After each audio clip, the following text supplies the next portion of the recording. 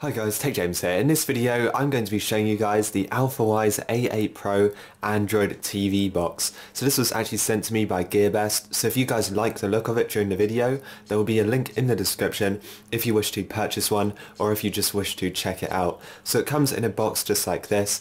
Now the box is fairly basic, it doesn't really say what it is, but basically it's an Android TV box that supports 2.4G to 5G Wi-Fi. And it's got loads of features on here as well. So the operating system is Android 8.1, the data transfer is 2.4G to 5G. The controller does actually require batteries, so I've got some of them. The CPU is a Rockchip 3229. It's got 2GB RAM and it's got 16GB of internal storage, and obviously it's just like an Android TV box, so it supports games, apps, videos. You can watch like movies and stuff on here. So let's just go and unbox this thing right now. So this is the box, very basic, it literally just says smart device on it. Also has some information at this side. Now you can see it's memory 2GB, storage 16GB, and there's the output as well, and the model, the A8 Pro. So let's just open the box right now. Okay, so this is what it looks like. This is the TV box itself. It looks like it has the logo on there. There you go, Alfawise. Hopefully I'm pronouncing that correctly. So let's just take a quick look at the box. At the side we have got USB, we have got a micro SD card, and we've got another USB. So two USBs, one micro SD card. On the other side we've got HDMI, AV, Ethernet port, and the 5V DC like power connection port.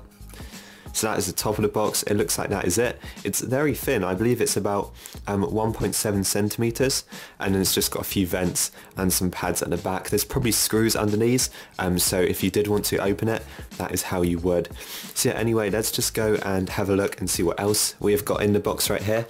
So it looks like everything's packed in fairly neatly. If we take this out, this appears to be the charging cable, so we can plug it into the wall.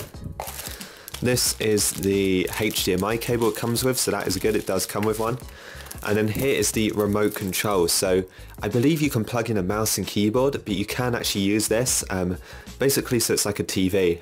You know, you can use this thing for like BBC iPlayer and streaming, you know, things and watching films on. So yeah, it's pretty cool. So I think this does require batteries, so if I just open this right now, I've actually got some, we can see if they work.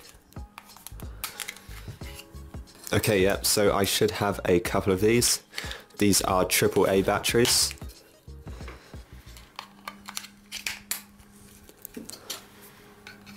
There you go, that should be working now. Might have to go and test it on the actual thing itself. But yeah, so what I'm going to do is I'll plug this into my TV. I'll show you some of the things it does. I just like browse it and stuff like that. Oh, I've just noticed this does have a mouse on, so that's always useful. Here's a quick look at the remote just in case you want to have a look at everything on there. So yeah, let's plug this thing in, let's set it up. Oh, it also comes with an instructions booklet, but I never really use these. So yeah, let's plug it in, set it up, and I'll show you guys what it's like. Right guys, so I just connected it up via HDMI, I powered it on at the wall. It's actually really lightweight because the HDMI cable is actually lifting the box up a bit. I don't know if you guys can see that, it's pretty dark. But yeah, it's not too bad, it's definitely running fine. I've also got a USB, I'll plug this in, see if we can load any APKs off of this. But it seems to be on as like straight away, so as soon as I power it on, it's powered on to the home screen, so I will show you that right now. So this is basically what it looks like right now, and it's actually looking pretty good. I actually like the interface on this thing. So let's see what we've got on here. We've got YouTube, Untitled TV, not too sure what that is, settings, my apps, Netflix, Play Store files, down there we've got Lightning, not too sure what that is, Wi-Fi display, Play Store, Media Center, and Add.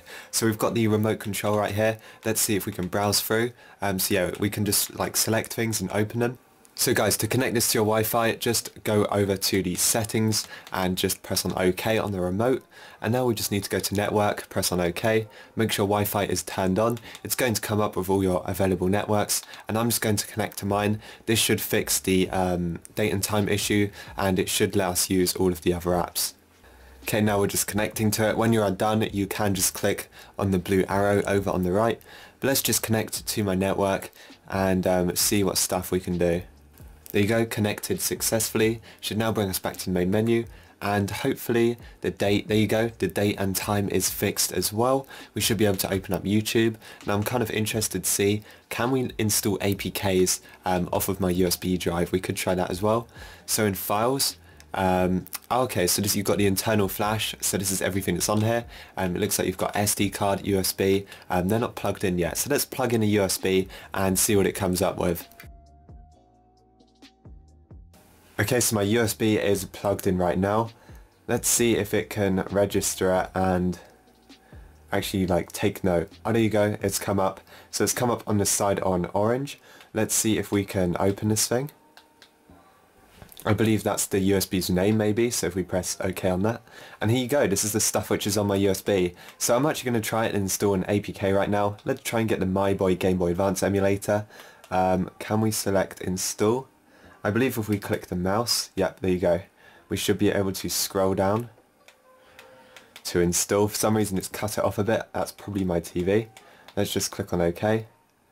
Installing, hopefully we will be able to install APKs and launch them.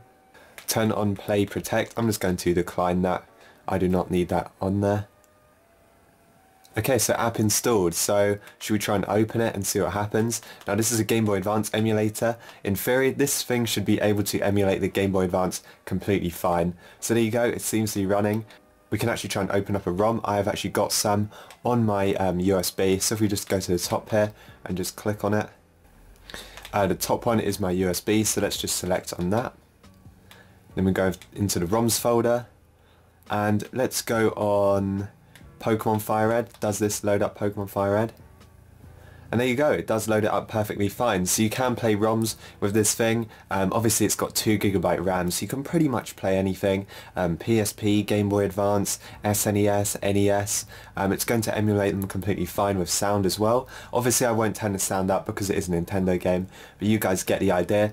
I can make a complete emulation tutorial on this, and our user controller as well, so maybe I'll make that soon. But I guess this is just the kind of like guide to setting this thing up right now. So if we just back out to the home menu, we should be able to add our app to the home screen, I believe. Okay, so if you press on the plus right here, you can see everything you have installed. So we've got quite a few things. So this is the app tray, and if you press OK on one of these apps, it's actually going to put it on kind of like the home screen for you. So if we press OK on a few things and then press the home button, they should be added. So there you go, just added them, and we can actually just launch them up through here. So if we wanted to launch up camera, we could just press OK on it and open this up. So yeah, that's pretty cool. Let's just go back to the home page. So we've got YouTube, Play Store. It's basically an Android phone, but you know, an Android TV box. You can do anything on Android that you could normally do on here. And obviously you can watch films. That's pretty much the main reason for this, for watching your TV shows and stuff like that. So let's go and open up YouTube. So this is what YouTube is looking like. It's looking fine. I'm going to try and play a video right now. Now apparently this does actually support up to 4K, so we'll try a 4K video in a minute. Let's just try one of my videos right now. This is just a 1080p video. Let's see if it loads in fine and plays okay. So this is running at 1080p and it looks perfectly fine. There's no glitches or anything like that, which is really good. So I think what we're going to do now, let's try a 4K video and see what happens with that. Okay guys, so here we are running a video in 4K. Let's just up it right now to, it was on 1080p by auto. Let's put it on 4K. Can it actually manage it? Let's find out. Okay, so the picture quality is very good, but it's not actually playing right now. So I think you're probably better off watching stuff in 1080p. This definitely isn't my Wi-Fi. My Wi-Fi can handle 4K stuff. It's definitely this. I've been watching 4K stuff on my computer anyway. So as you can see, it's picking up a bit. No, it's just unwatchable in 4K. So if you guys did want to get one of these for 4K, they're really cheap. They're $30 or something like that. It's not really expected to run 4K that well, but 1080p is perfectly fine if you want to watch your stuff in that. So you can just go to the options menu right here, click on more, and we can just swap that over to 1080p, and it should run completely fine. And there you go, 1080p. Pretty much running without any problems. So yeah, it's a pretty cool device. Really good for watching like films and stuff on, pretty good for emulation as well. These are all the things you have on there. Now it's pretty basic, I guess, but for $30 it's actually really impressive. I could definitely see myself using this. Here's some more stuff on the settings. As you can see, it's just got a ton of stuff on there. Has speech recognition as well, so you can speak to it and it will search stuff for you. And the remote itself isn't too bad. It even has a mouse cursor on there, just like this one right here. So you click on it and you can navigate with a mouse, and it just makes things a lot easier. So yeah, pretty impressed with this. It's a nice small device, and you can do some pretty cool stuff with it. So let's just take a look at web browsing before I finish the video. So let's just go onto Google and let's just type something in, maybe like eBay or something like that.